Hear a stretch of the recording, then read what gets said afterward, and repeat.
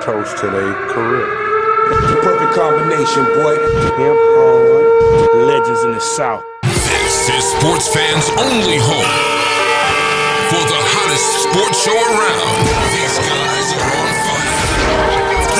You're now listening to KJ and Sean Mack. Now let's talk some damn sports.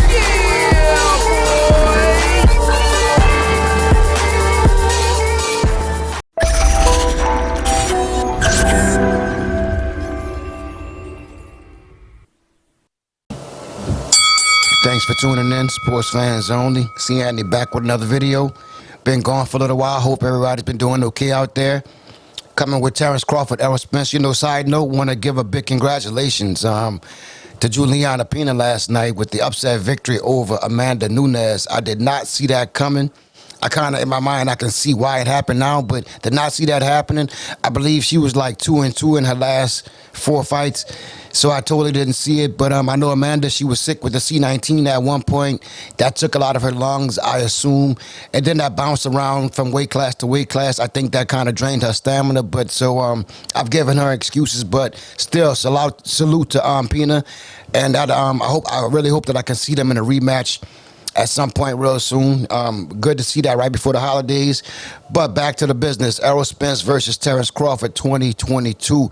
That's what the boxing world wants to see right now. Crawford, he has ramped up his trash talk. He's at the beach. He said he's looking for the big fish. He's swimming. He's in the ocean. His little Deontay Wilder thing going on. So I'm starting to think that maybe he's in his mind. He's kind of like coming around to like the negotiations are what they're going to be. I think right now most people are leaning towards 60-40 split Errol Spence. And seems like Crawford, he's accepting that. So I say let's dig in right now. Right now both fighters are in their 30s. Both fighters are undefeated. Both fighters, I believe, they have 5 title defenses at 147, which is a big accomplishment in both. They both look impressive in all their fights. So for them to clash, that's going to be a really good fight. As of right now, I'm thinking that Errol Spence is still the big draw. He's the, when you look at the pay-per-view numbers, I believe when you go back to Errol's last fight, he was over 300,000 views on pay-per-view buys. And when you look at Terence Crawford, I think he started out around 150, 160, somewhere around there. So Errol, he doubles Terence Crawford's pay-per-view numbers. We all know Bob Arum did say that Terence Crawford wasn't a big buy. And I'm not saying that Bob is right. I'm just saying in this negotiation right here, I'm leaning toward Errol Spence with negotiations. He's going to sell his fight a little bit more than Crawford. Crawford's going to bring it, but boxing is a business, so they have to hash this out before they can just sign on a dotted line. I think once they sign on a dotted line, I really feel like deep down, I feel like it's going to be an instant classic. This is gonna give this match is gonna give that vibe of, I would say, like the Manny Pacquiao and Terence Crawford. Manny Pacquiao, Floyd Mayweather, and it's also gonna give that vibe of like Marvin Hagler versus Sugar Ray Leonard back in the days. I watched that fight. I didn't watch it live. I watched it like 2 weeks later, and that was the big thing at school. But this is gonna be that kind of fight no matter when it happens. Both fighters right about their prime, and this is it's the prime time to happen, 2022. I would not be mad. I'm starting to feel right now, I did hear as of the time I was making this video that might be mandatory for Errol Spence to face Jerron Boots Ennis. So I got to say I wouldn't be mad at him to get that fight in. I'd rather not. But no matter what, both fighters might want to hop up in the spring and take a little something to shake off the rust and get ready. Have a little tune-up fight. Do that in the spring. Come back late in the summer, early fall, and then get it in and have that instant classic. In that fight, I am leaning toward Errol Spence.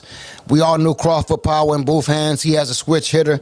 He can go right or left and deliver KO power of both. But I'm starting to feel like in the middle rounds, once the adrenaline is down and the fight slows down a little bit, his bread and butter is going from orthodox to southpaw, and I'm feeling he's going to be, I don't think that you can out-southpaw a southpaw.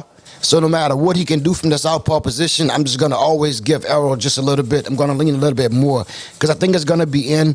And in the inside, I'm just looking at Errol loading up. Errol's going to load up, and he's going to bring it to the body. Crawford's going to be able to bring it. He's going to be able to counter, but the wear and tear. Errol's gonna keep pushing, and that fight. So I'm leaning toward him with just a slight edge.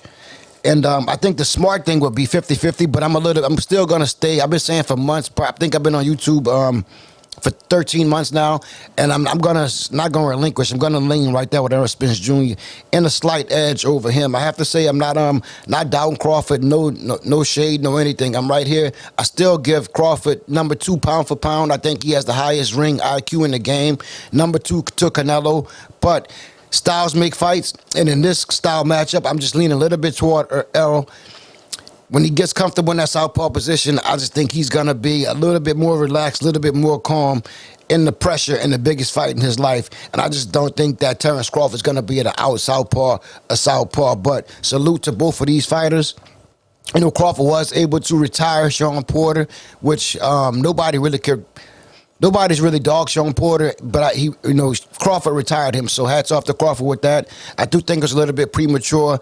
I think Porter will be back. I think that would be a waste of talent for him not to come back. He's every welterweight's hardest fight. You know, I can see Sean Porter even going up to 154 and contending with those guys, getting some money up there, getting some big checks. I know he has a lot of side business ventures, but I would like to see Sean Porter back. Salute to Crawford for getting that victory, but I still I think that moved him up a little bit in negotiations, but when they put on the gloves, I'm still leaning slightly toward Errol Spence Jr. in that fight I'm going with split decision in there. So it's good to be back on there again. I hope everybody enjoyed. I'll be ramping up a little bit. So thanks for tuning in, Sports Fans Only. Be back again. C-Mac.